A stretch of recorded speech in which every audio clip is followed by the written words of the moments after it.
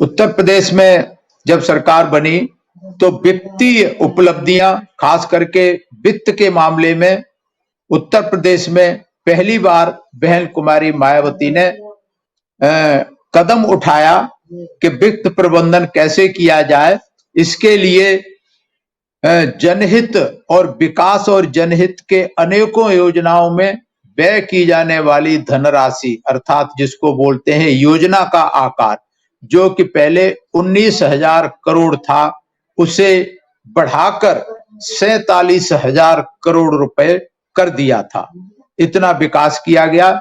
और इस मामले में अनुसूचित जाति जनजाति वर्गों हेतु योजनाओं तथा कार्यक्रमों में व्यय की जाने वाली धनराशि, अर्थात स्पेशल कंपोनेंट प्लान का आकार भी 3,100 करोड़ से बढ़ाकर 9,140 करोड़ रुपए हो गया था। और विकास और जनहित कार्यक्रमों तथा अन्य विभिन्न योजनाओं में उल्लेखनीय वृद्धि होने के बावजूद उत्तर प्रदेश की वर्तमान सरकार कुशल वित्तीय प्रबंधन के माध्यम से 4 वर्षों से हर वर्ष राजस्व बचत की स्थिति में रही। अर्थात देश में उत्तर प्रदेश ही एकमात्र ऐसा राज्य बना जिसने राजस्व बचत की यह उपलब्धि हासिल की। इसके साथ साथ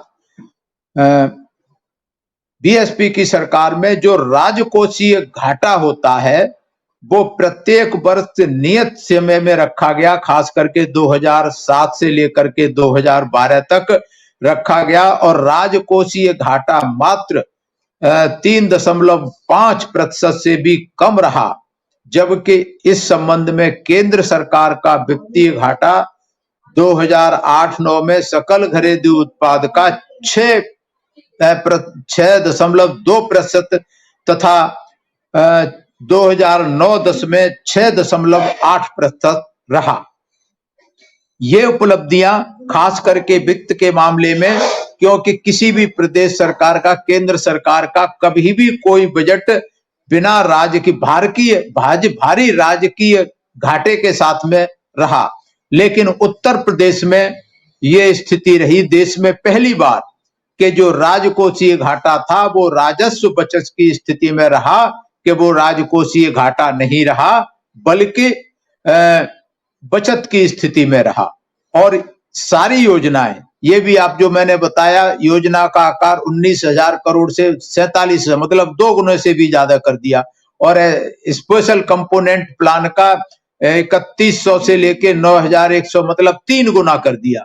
इतने होने के बावजूद भी राजकोषीय घाटा नहीं बढ़ने दिया। कुशल प्रबंधन इस बात में बहन कुमारी मायावती का रहा। और यहाँ ये भी उल्लेखनीय है कि वर्तमान सरकार के 4 वर्षों के शासनकाल में राज्य सरकार को मात्र 12 दिन को छोड़कर कभी भी रिजर्व बैंक ऑफ इंडिया से ओवरड्राफ्ट लेने की जरूरत नहीं हुई, जो वित्तीय प्रबंधन की एक अच्छी मिसाल है।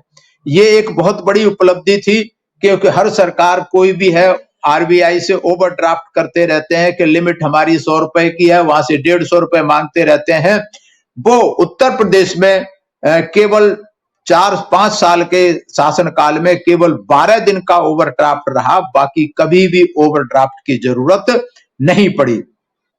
और इसके साथ ही प्रदेश की विकास दर 2009-10 में 7.2% तथा 10 और 11 में 7.8% रही। इतना ही नहीं, यह भी उल्लेखनीय है कि वर्ष 6-7 में देश की विकास दर, उत्तर प्रदेश की विकास दर में 1.4% की कमी का अंतर था, जिसे 2008-9 में अर्थात पिछले 3 सालों में लगातार कम करके 0.8% पर रखा गया। तो ये जो वित्त के प्रबंधन के मामले थे उत्तर प्रदेश की बीएसपी सरकार में अति महत्वपूर्ण रहे, जिसमें देश का वित्तीय प्रबंधन ये निश्चित करता है, ये बताता है कि बहन मायावती की दूसरे विकास कार्यक्रमों के साथ साथ में वित्तीय प्रबंधन में भी बहुत बड़ी महारत हासिल की, बहुत बड़ी कुशलता रही। ये देश में पहली बार किसी प्रदेश में ऐसा हुआ। तो बहन कुमारी मायावती चाहे कानून और व्यवस्था की बात हो, चाहे विकास की बात हो, चाहे वित्त की बात हो, हर क्षेत्र में पूरी तरह सफल रही। और जो कि कोई भी मुख्यमंत्री, उत्तर प्रदेश तो क्या पूरे देश में कोई ऐसा मुख्यमंत्री नहीं कर पाया जो वित्त का प्रबंधन कुमारी मायावती ने मुख्यमंत्री रहते हुए किया। इसीलिए बहन कुमारी मायावती को जो है बहुजन शेरनी कहा जाता है, सर्वजन शेरनी कहा जाता है, आयरन लेडी कहा जाता है, जो करती हैं डंके की चोट पे करती हैं, बिना डरे, बिना घबराए, बिना किसी शोर शराबा के। तो इस तरीके से आपने देखा वित्त के मामले में और प्रदेश के मामले में, कानून व्यवस्था के मामले में बहन जी का कोई सानी नहीं है। इसलिए आगे आने वाले 2022 के चुनाव में आप लोग सभी से मेरा निवेदन है कि बहन जी को 5वीं बार मुख्यमंत्री बनाएंगे और देश की प्रगति, प्रदेश की प्रगति में आप लोग भागीदारी होंगे। आज बस इतना ही। अगर आपको ये वीडियो पसंद आया तो ज्यादा से ज्यादा शेयर करें, लाइक करें और कमेंट्स के द्वारा आप हमारा मार्गदर्शन अवश्य करें।